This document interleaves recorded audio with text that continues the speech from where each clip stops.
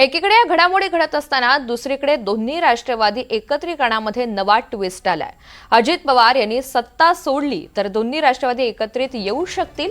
अजित पवार यांनी सत्ता नाही सोडली तर बिर्याणीमध्ये गुळवणी पडल्यासारखं होईल, असं विधान उत्तम जानकर यांनी केलेलं आहे आणि आपली भूमिका सुद्धा स्पष्ट केली आहे। पुणे महापालिकेनंतर जिल्हा परिषद निवडणुकीतही दोन्ही राष्ट्रवादी एकत्रित येण्याची चर्चा सुरू आहे।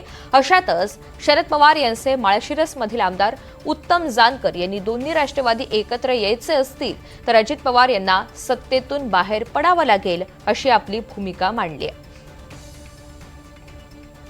नाही, मला माहित नाही ते एकत्र येतील, मला वाटत नाही की ते एकत्र येतील, कारण पवार साहेबांचा विचार हा वेगळा आहे आणि अजितदादा सत्तेसोबत आहेत।